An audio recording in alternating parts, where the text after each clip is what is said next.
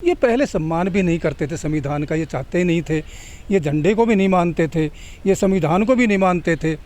और अगर पीछे इतिहास में जाएं तो देश की आज़ादी में भी इनका कोई अच्छा भागीदारी नहीं है। कांग्रेस का बीजेपी का?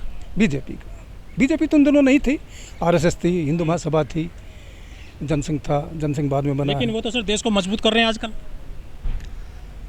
एक्चुअली ऐसा है कि उनकी जो कागज़ पे तो कुछ भी हो, बाकी मैं ये मानता हूँ कि मोदी जी के बारे में अगर हम धारणा देखें तो उसी के नाम से सारी वोट पड़ती हैं, चाहे एमएलए की हो, चाहे कॉरपोरेटर की हो या एमपी की हो। हमारी जो श्रद्धा थी हमारे संविधान निर्माताओं की कि भाई हमारा एक स्टेट भी होगा, एक यूनियन होगा, एक स्टेट लिस्ट होगी जो काम करेगी, एक यूनियन लिस्ट होगी जो काम करेगी, एक ऐसी भी लिस्ट होगी जो दोनों पे काम करेगी। पर अब जो है सिर्फ एक आदमी के ऊपर, जो बाबा साहब ने कहा था संविधान सभा में ही कि हम किसी आदमी की पूजा नहीं करेंगे।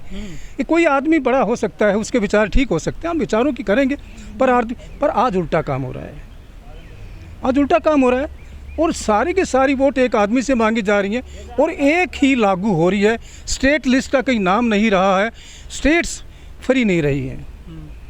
लेकिन जो मोदी जी की छवि बनी है पूरी दुनिया में, वो तो मजबूत वाली है ना। कौन सी छवि बन गई भाई, कौन सी छवि बन गई? विपक्ष को ख़त्म कर दिया। देखो कांग्रेस ख़त्म हो गई सर विपक्ष में। एक्चुअली ये लोगों की सोच है। जिस इंदिरा जी को 75 तक पूजा, 72 में 2/3 मेजॉरिटी में आई, उसको 75 आते आते और ऐसा सोचना पड़ेगा कि उसको इमरजेंसी लगानी पड़ी और फिर 80 में फिर उसको पूछ दिया। बीजेपी के साथ ऐसा होगा? देखो मैं नेता तो नहीं हूँ, मैंने तो फेडरेशन चलाई है काशीराम जी के साथ। मैं ऑल इंडिया सेक्रेटरी जनरल हूँ, इनकम टैक्स का फेडरेशन चलाता रहा हूँ, मैं IRS रिटायर हुआ हूँ।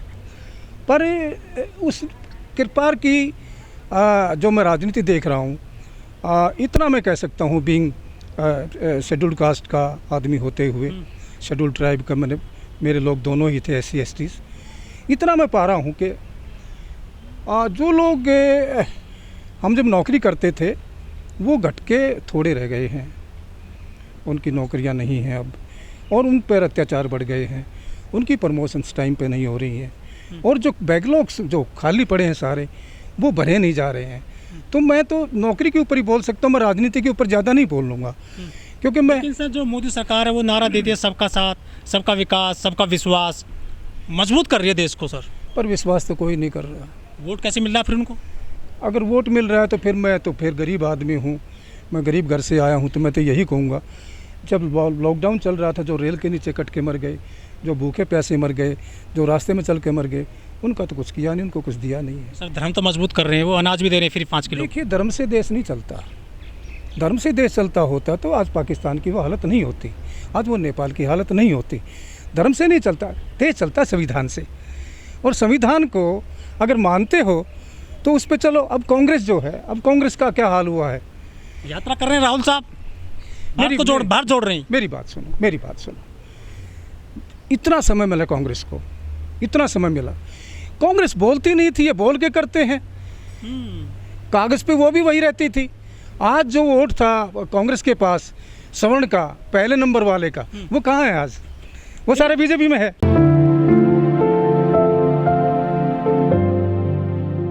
सालों से कांग्रेस की सरकारें रही और कभी इस दिन को याद नहीं किया गया।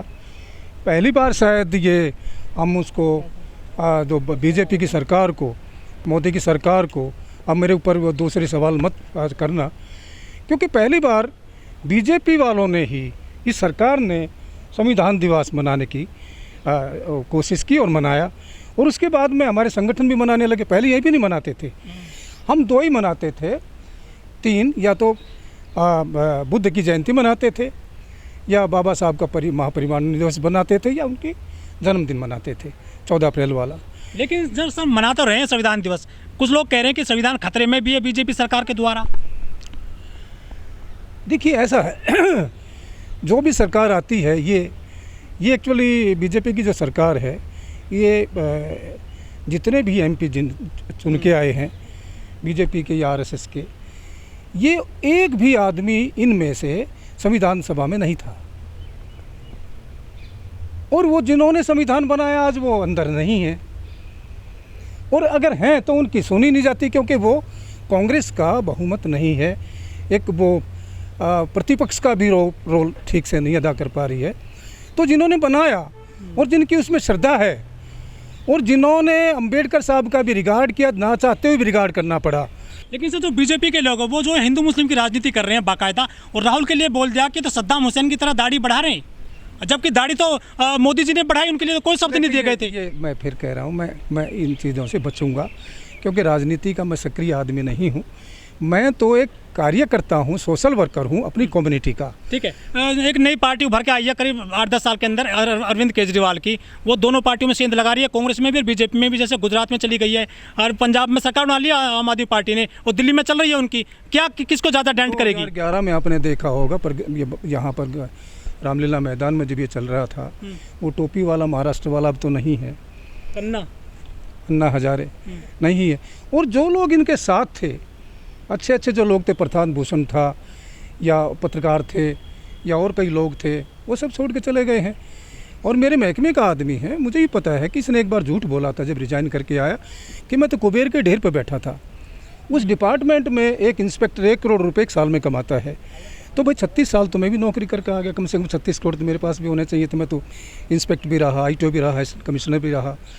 पर मेन बात यह है कि इसकी बीवी काम करती थी, और इसको राजनीति करने का चाव है। ये आरएसएस का आदमी है, ये पक्का भरा पड़ा है। जब कांग्रेस थी पावर में तो बीजेपी नहीं होती थी, पर कभी कभी बीजेपी भी आई है तो कांग्रेस के उससे हटा के आई है। तो आरएसएस ने ये सोचा है, जो मैं भी सोच पाता हूँ, कि भाई अब तो कांग्रेस से बहुत नीचे चलेगी, कांग्रेस की जगह कोई तीसरा दल देखना चाहिए। तो ये जो है आम आदमी पार्टी, आरएसएस का ये दूसरा, मतलब संघ की देन है ये, आम आदमी संघ की पार्टी देन है ये, और कुछ भी नहीं है। अच्छा, ये बड़े ईमानदार भी बताते हैं खुद को, और पढ़ा लिखा बताते हैं, IRS बताते हैं। ये तो लक्ष्मी की बात करते हैं कि नोटों पे लक्ष्मी लाओ, गणेश लाओ। पढ़ा लिखा आदमी ऐसी बात क्यों करेगा? संवैधानिक पद पर है ये तो, जबकि जो ये तो गैरकानूनी बात हो जाती है किसी भी संवैधानिक पद पर बैठे हुए लोग के लिए। ये पहले गांधी समाधि पे जाया करता था, हमेशा गांधी से चला था, क्योंकि ये उस कम्युनिटी का है। इसने देखा कि गांधी जी सारी उम्र तो जेलों में रहे हैं या एजिटेशन करते रहे हैं, और एक धोती में लपेट के उसको भेज दिया घर पे, समझे? उसको कुछ मिला नहीं, राजनीति इतना उसने काम किया और कुछ नहीं मिला।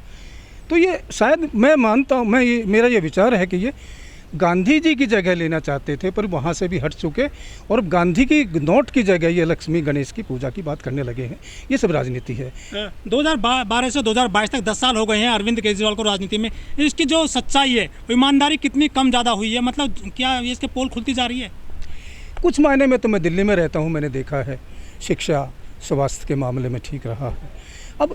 अब इसके हाथ में करप्शन के लिए आया था, करप्शन हटाने जेल में पड़े सर। शिक्षा के बारे में देखा है या फिर सुना है? शिक्षा को मैं देख रहा हूँ, क्योंकि अभी बैठे थे, क्या नाम अपना, जय भगवान जाटव जी, इनके पास सारे डिपार्टमेंट्स की मोटी मोटी फाइलें, ऑफिस चलाते हैं वो। तो एक फ़ाइल उन्होंने मुझे दी थी शायद 2013 में या 14 में, जब मैं रिटायर हुआ, कि आप इसको देखो। तो उसमें जो हमने लिखा था, भाई एक ही बात नहीं हो पाई है कि जो टीचर सरकारी स्कूल में लगे, हाई स्कूल में या सीनियर सेकेंडरी स्कूल में जो टीचर अपॉइंटमेंट हो, उनके बच्चे यहीं पढ़ने चाहिए, स्कूल में पढ़ने चाहिए। वो अपने बच्चों को ठीक पढ़ाएंगे तब गरीबों को ठीक पढ़ाएंगे।